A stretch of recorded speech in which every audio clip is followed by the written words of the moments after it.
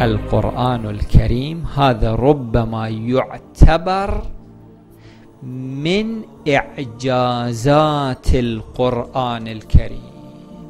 الله تعالى يقول للنبي الأعظم صلى الله عليه وآله: قل للذين كفروا لا يغركم هذا الضعف الظاهري ستغلبون. وفعلا هذا هو الذي تحقق. اليهود كلهم غلبوا، بني النضير، بني قينقاع، يهود خيبر الذين تآمروا ضد المسلمين كلهم غلبوا. قلعة الشرك التي كانت مكة في فترة قليلة، السين تدل على المستقبل القريب وسوف تدل على المستقبل البعيد. عاصمة الشرك تحطمت. هذه من إعجازات القرآن الكريم. هنالك ملاحظة خلوها في ذهنكم ولاحظوا آيات القرآن. آيات القرآن فيها قاطعية وفيها حسم.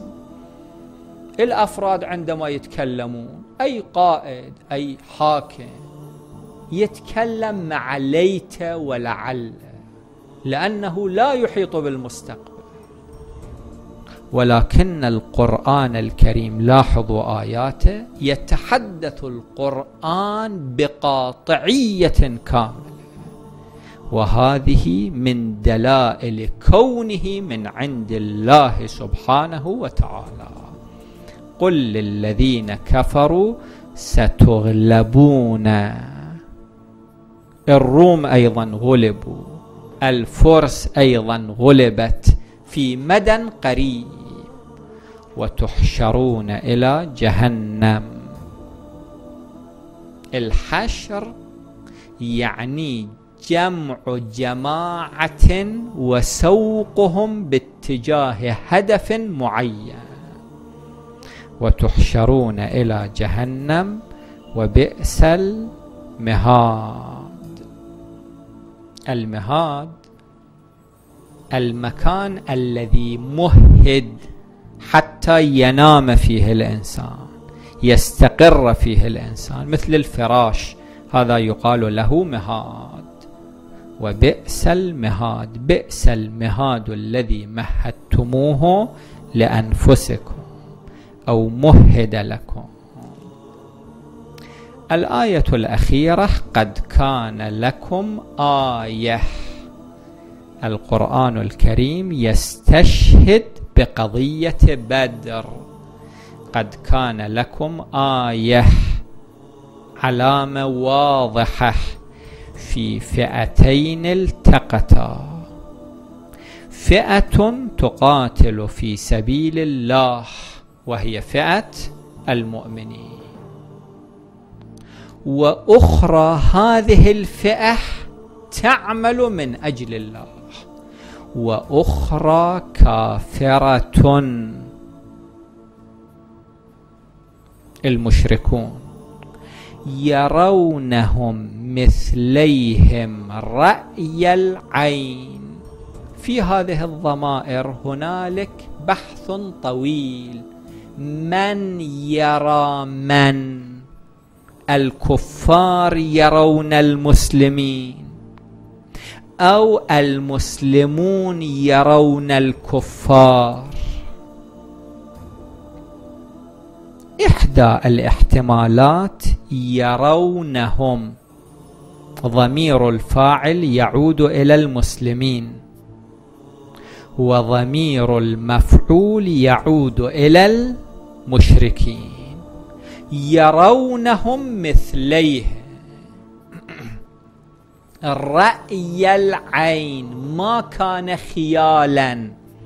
ممكن واحد يتخيل، يمكن واحد يتوهم، لا، هذه كانت حقيقة، حقيقة واقعة.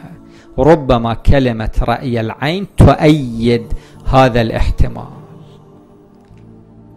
المسلمين في بدر كانوا 313 والكفار في بدر كانوا 1000 واحد. هذا من ناحية العدد. من ناحية العدة المسلمين كانوا مجموعة من نصطلح عليهم بالحفاة، مجموعة حفاة بالمعنى المجازي. المؤرخون يقولون المسلمين الذين جاءوا في قبال هذه الجبهة الكافرة فقط كان لهم فرسان والبقية كلهم مشاة، والمشركون كان لهم 100 فرس في هذه المعركة.